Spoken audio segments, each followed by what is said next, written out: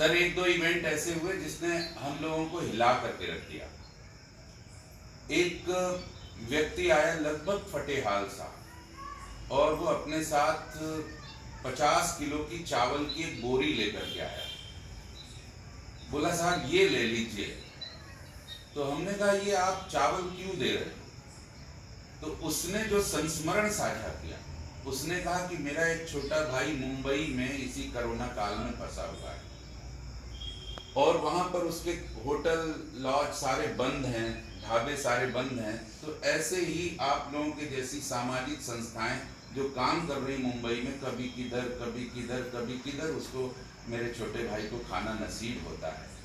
मैं ये 50 किलो चावल आपको इसलिए दे रहा हूँ ताकि मुझे ये तसल्ली हो कि आपके माध्यम से अगर कोई मेरे छोटे भाई जैसा व्यक्ति यहाँ पर आकर के खाना खा रहा है तो वो खाना उसके पास तक पहुँच रहा है, इसलिए मैं आपको ये 50 किलो चावल दे रहा हूँ।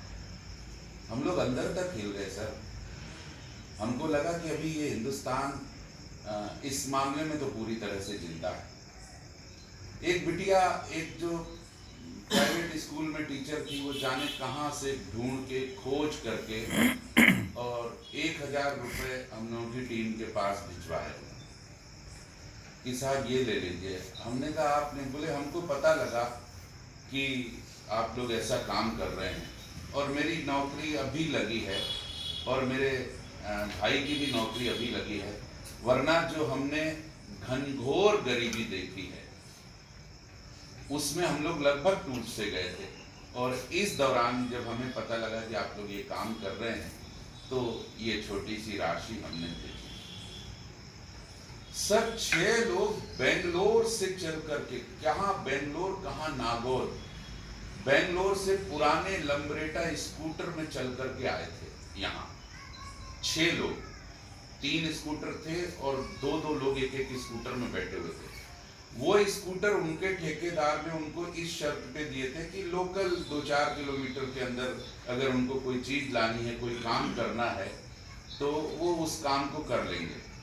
और फिर स्थिति ये हुई कि वो ठेकेदार उनको छोड़ करके चला गया। अब उनके पास न रहने को कुछ, न खाने को कुछ, ले दे के उनके पास थोड़े से पैसे, और वो पुराने जमाने के जो लंबरेटा लंबे वाले स्कूटर थे वो थे 3। और उन्होंने हिम्मत बांध करके और वो बेंगलोर से लेकर के नागौर तक की यात्रा की। सर क्या चेहरे हो गए थे उनके, रूखे सूखे चेहरे। लग रहा था कि अब गिरे कि कब गिरे, कब बेहोश हो जाएंगे, समझ में नहीं आ रहा था। तब उन्होंने अपना संस्मरण साझा किया कि साहब 3 दिन से हम लोगों ने खाना खाने की तो बात छोड़िए, हमने खाना देखा ही नहीं। हमारी टीम ने उनके हाथ धुला करके, उनको पूरी तरह से सैनिटाइज करके, थैंक्स टू माय टीम, और उनको बिठा करके खाना खिलाया। वो लगभग खाना खाते खाते उनकी पलकें झपकने लगी थी, और खाना जैसे ही उन्होंने कंप्लीट किया और वहीं उसी फर्श पर वो लेट गए थे, सो गए। फिर उसके बाद जब उठे तब उनको पुनः चाय वाय दे करके उनको विदा किया। और स्कूटर से जब तक वो हमारी आंखों से ओझल नहीं हो गए सर, तब तक वो हाथ हिलाते रहे। बहुत लोगों ने तो हमारे मध्य प्रदेश को ये कहा, हमें गर्व होता है कि हाँ हम ऐसे देश में तो रहते हैं, लेकिन अगर हमारे प्रदेश का इसमें नाम हुआ कि जब मध्य प्रदेश की सीमा में हम एंटर हुए तब हम लोगों को लोगों ने खाना खिलवाया। तो एक ये भी गर्व। जी जी